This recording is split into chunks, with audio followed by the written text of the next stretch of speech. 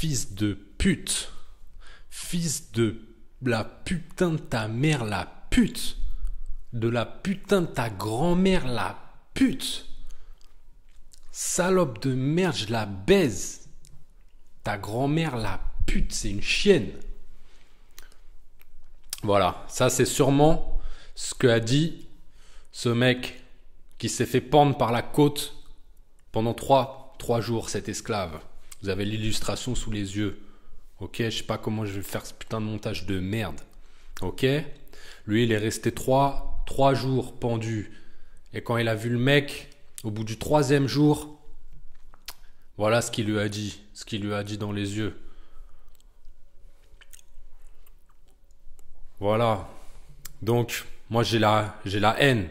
J'ai trop la haine. J'ai trop la rage. Parce que la Corée du Nord, c'est ce qu'ils veulent pour nous. Ils veulent pire que la mort. Le premier, c'est de masser des troupes le long du Dniepr. Colonel, quel intérêt? Et pourquoi le long du Dniepr? En fait, le long du Dniepr, Ils veulent pire que la mort pour notre petite gueule et on y va à petit train facile, en se laissant faire comme des salopes. Et je voulais faire cette vidéo, moi, pour dire fils de pute à tous ceux qui nous emmènent là-dedans. Pour dire fils de pute à tous ceux qui nous emmènent là-dedans. Je me suis dit, je vais tenter un truc, une mise à jour. Peut-être que le fils de pute, quand t'es au bout de ton 3e jour d'agonie, accroché à une croix, c'est bien. C'est bien. C'est là, tu comprends vraiment qui t'as en face de toi. Et au bout de 3 jours pendu par une côte, là, tu comprends vraiment qui t'as en face de toi. Moi, je vais tenter une deuxième version. Je vais tenter une mise à jour. Alors, je sais pas si ça va marcher, mais moi, je prends le parti que de dire fils de pute maintenant, c'est peut-être mieux. Je sais pas, j'ai pas la réponse, mais je tente un nouveau truc. Parce que, je sais pas, faut bien tenter quelque chose.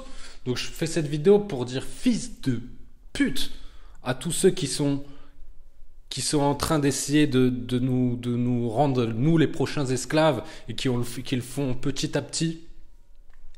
Et voilà, là, c'est déclenché, là. Là, ça y va tous les jours, petit à petit, pas à pas. Il nous emmène là où il nous emmène. Mais croyez pas, parce que c'est encore juste, c'était la mort qu'on risquait. Je ferais sûrement pas cette vidéo. Je me dirais, on va tous scanner, mais c'est bien pire que la mort qui nous dans la merde dans laquelle ils veulent nous mettre. C'est bien pire que ça. Les Nord-Coréens, ça fait combien de temps? Ça fait 70 ans. Quand t'auras moins de droits qu'un Nord-Coréen, t'auras envie de le dire, fils de pute. Ben là, tu peux le dire. Les Nord-Coréens, ça fait combien de temps? Je sais pas, 70 ans qu'ils sont dans cette merde. Une fois que le mal, il tient les rênes, il lâche plus. Et là, ils ont des technologies qu'ils ont jamais eues. C'est pire bien pire qu'un Nord-Coréen, ce qu'ils veulent te faire. Et ce qu'ils veulent nous faire. Et c'est là où on y va tranquille. Bah moi, je fais cette vidéo, je bégaye juste pour dire fils de timp. Fils de timp à toutes ces salopes. Donc c'est comme ça qu'on finit. C'est comme ça qu'on se finit. On va se faire baiser par des baiseurs de gosses. C'est ça le destin de l'humanité, se faire baiser par des baiseurs de gosses. Il y avait un endroit à Paris dont lui c'était le chef. Donc il disait qu'il était un grand mage et qu'il s'appelait Bouknobour.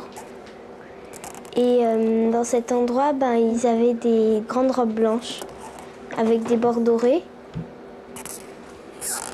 Puis ils faisaient des prières, ils violaient les enfants, ils leur faisaient peur et puis il y avait plusieurs autres gens aussi qui nous violaient, ils nous endormaient avec des espèces de bouillies. Puis ils nous attachaient aussi sur des tables et puis ils nous frappaient ou ils nous mettaient des aiguilles auprès des yeux pour nous faire croire qu'ils voulaient nous crever les yeux.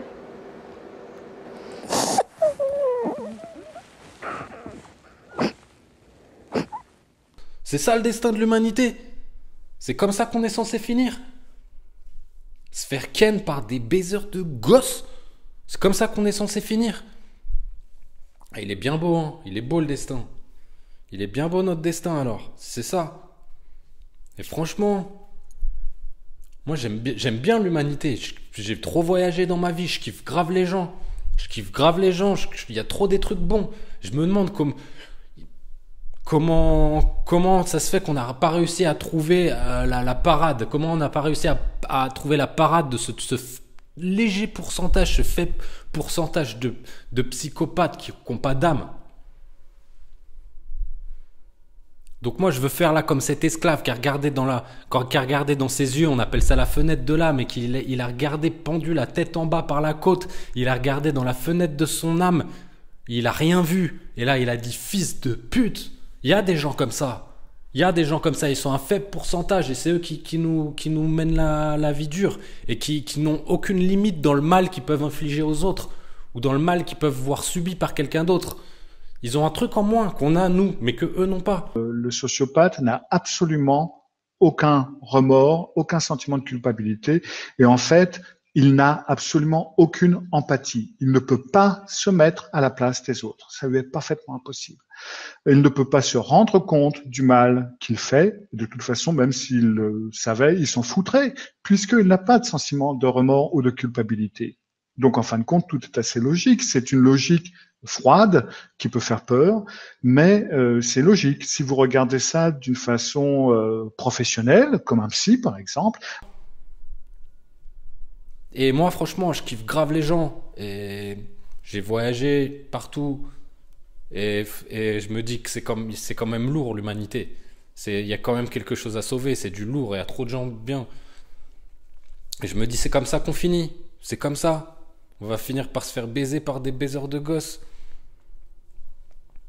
Et des fois, je me rassure en me disant, s'ils l'emportent, s'ils réussissent vraiment à faire ce qu'ils veulent faire, je me dis, Dieu n'est pas parfait. Alors moi, je crois en Dieu, j'aime pas du tout tu sais, les mots style définir, agnostique, religieux, je me définis pas. Mais j'ai fait mes recherches. Et si on dit que Dieu est parfait, je me dis, ils peuvent pas réussir à mettre en place ce qu'ils veulent mettre en place si Dieu est parfait. Et je me rassure avec ça, mais je me dis, est-ce que je suis sûr de ça au final? Est-ce que je suis sûr à 100%? Parce que même si je suis sûr à 99% que Dieu est parfait, il reste quand même 1%. Est-ce que je serais prêt à risquer 1% pour finir 100 fois pire qu'un Nord-Coréen? Après, ils te tiennent, ils font ce qu'ils veulent de toi. Est-ce que je suis prêt à risquer ces 1%? Et pourquoi dire, ah bah non, finalement j'avais tort? Ou toi pour dire, ah bah moi, c'est moi qui avais raison? Allez. Donc moi, avec cette vidéo, je dis fils de pute. Les vrais comprendront de quoi je parle. Et les autres, cette vidéo, elle n'est pas faite pour vous. Et dans tous les cas, que tout le monde aille bien se faire enculer. Fin de la vidéo. Donc, que faire le cas où vous tombez sur un sociopathe?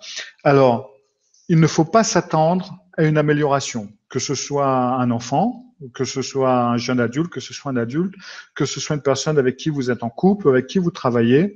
Ne vous attendez pas à ce que le comportement s'améliore. Il n'apprendra pas de ses erreurs, il n'évoluera pas, il va dire certaines choses pour vous apaiser, il va vous dire qu'il a compris, et oui, je comprends, je ne ferai plus ce genre de truc, etc.